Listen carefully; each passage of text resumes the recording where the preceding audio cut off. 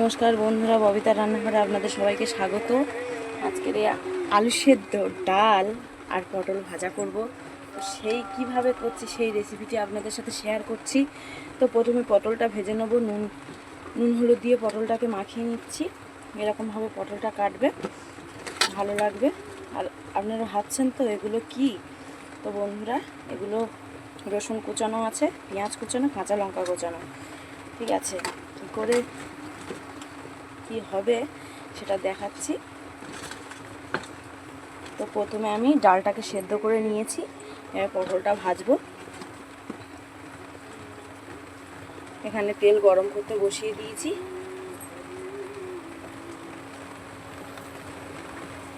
তেলটাকে, আর আজকের বন্ধুরা প্রচুর বৃষ্টি হচ্ছে এখানে। তো প্রথমে চলো আমি পটলটাকে ভেজে নিই। বন্ধুরা, তেল আমার গরম হয়ে গেছে, পটলটাকে দিয়ে দেবো।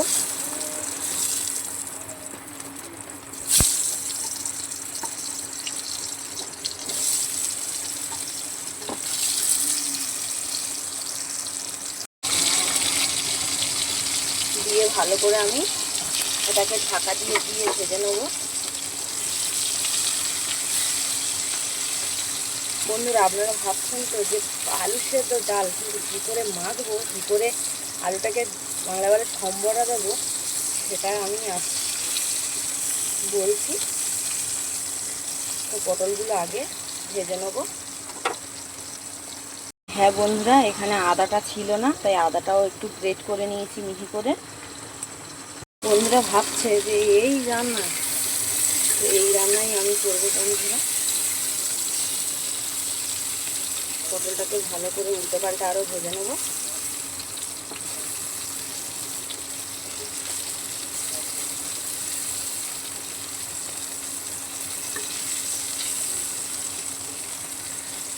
উল্টে পাল্টে সুন্দর করে ভেজে নেবো। বন্ধুরা, পটলটা আমার ভাজা হয়ে গেছে সুন্দর করে। এগুলো আমি তুলে নেবো এবারে।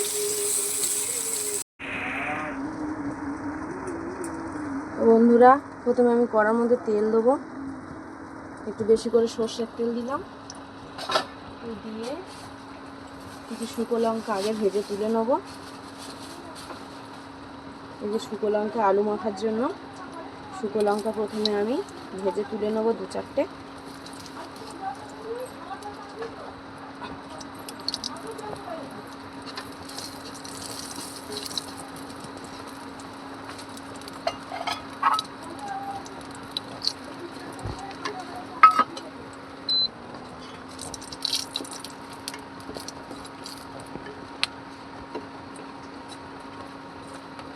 এই যে আমি ভেজে লঙ্কাটা তুলে নিচ্ছি। এর মধ্যে একটু কালো জিরে, আলু মাখাও হবে ও ডালেও দেওয়া হবে কালো জিরে। এর মধ্যে যে পেঁয়াজ কোচানো, কাঁচা লঙ্কা, আগে পেঁয়াজটা দিয়ে দেবো। পেঁয়াজ রসুনটা সবটাই দিয়ে দেবো।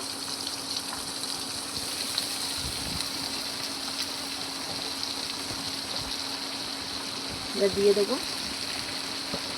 আদাটা এখন দেবো না, আদা দিলে এখন কড়াতে লেগে যাবে। এটাকে আরও ভালো করে মিহি করে নাড়িয়ে নেবো। তো বন্ধুরা, হালকা করে একটু লবণ দিয়ে দেবো যাতে একটু ওটা নরম হয়। হালকা করে লবণ দিচ্ছি, দিয়ে ওটা ভালো করে একটু নাড়িয়ে নেবো, দিলে যাতে একটু নরম হয়। একটু ঢাকা দিয়ে দেবো, 1 সেকেন্ডের জন্য একটু ঢাকা দিয়ে দেবো।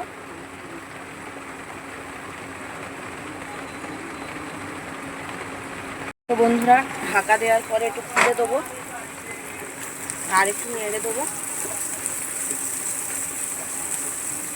দিয়ে এর উপরে আদা যে গ্রেট করে রাখাটা, আদাটা দিয়ে দেবো।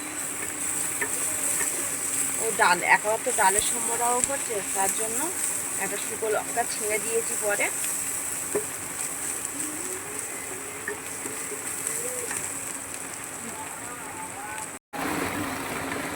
তো এর উপরে আমি অল্প একটু হলুদ দিয়ে দেবো, অল্প করেই দেবো, হলুদ দিয়ে দিয়েছি। এরপর হালকা করে একটু লঙ্কা গুঁড়ো দিয়ে দেবো, দিয়ে আর একটু ভালো করে কষিয়ে নেবো। নিয়ে বন্ধুরা এটার মধ্যে হালকা করে একটু জল দিয়ে দেবো, হালকা করে জল দিয়ে দেবো যাতে এটা ঘিরে একটু মশলাটা থেকে তেল ছাড়ে। এরকমভাবে একদিন বাড়িতে বানিয়ে খাবেন বন্ধুরা, দেখবেন ভালো লাগবে। ঢাকা দিয়ে দিচ্ছি একটু। বন্ধুরা একটু পরে খুলে দেখছি। দেখুন বন্ধুরা কতটা তেল ছিঁড়ে গেছে, দেখুন কতটা তেল ছিঁড়ে গেছে। তো এটাকে আমি আলু মাখার জন্য তুলে নেবো।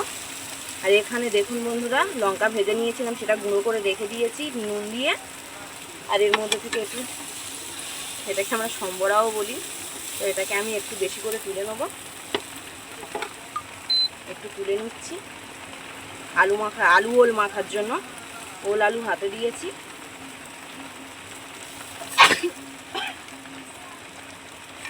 আর এই যে ডালটা সেদ্ধ রাখা আছে, এই ডালটা দিয়ে দেবো এর মধ্যে, দিয়ে রেসটা বাড়িয়ে দেবো।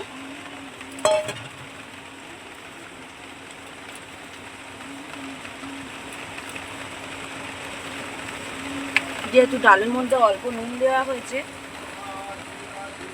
নুন দিয়ে দেবো। আর একটু লঙ্কা গুঁড়ো দিয়ে দেবো, কারণ আলু মাখার এতে তো বেশি ঝাল দিয়ে, ভাজা লঙ্কা ভেজেছি, আবার বেশি ঝাল দিলেও হয় না, একটু লঙ্কা গুঁড়ো দিয়ে দেবো। ডালটা একটু ফুটবে। তো বন্ধুরা আমার ডালটা হয়ে গেছে। তো এরকমভাবে ডালটা বানিয়ে খাবেন, বেশ ভালো লাগবে। দেখুন কত সুন্দর ডালটা হয়েছে। তো এরপরে ভাতটা বসাবো, আর ওল আলুটা ভাতের ভিতর দিয়ে দেবো। ডালটা আমি নামিয়ে নিচ্ছি। তো বন্ধুরা দেখুন আলু মাখছি, এই সেই মাখাটা দিয়ে আর ভাজা লঙ্কা দিয়ে দেবো।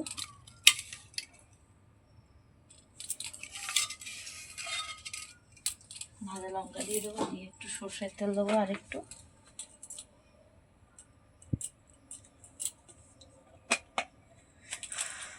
দিয়ে এটাকে ভালো করে ওল আলু মেখে নেব।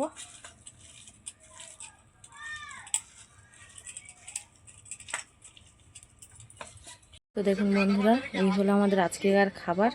এটা হচ্ছে আলু দিয়ে একটা পকোড়া বানিয়েছিলাম, যেহেতু সেটা দেখাইনি। তো এটা আলু ওল মাখা আর পটল ভাজা, ঘি নিয়েছি, নুন নিয়েছি, আর এই ডাল এখানে আছে। এই হচ্ছে আজকের মেনু। চলো খাওয়া যাক। ভিডিওটি যদি আপনাদের ভালো লেগে থাকে অবশ্যই লাইক কমেন্ট শেয়ার ও চ্যানেলটি সাবস্ক্রাইব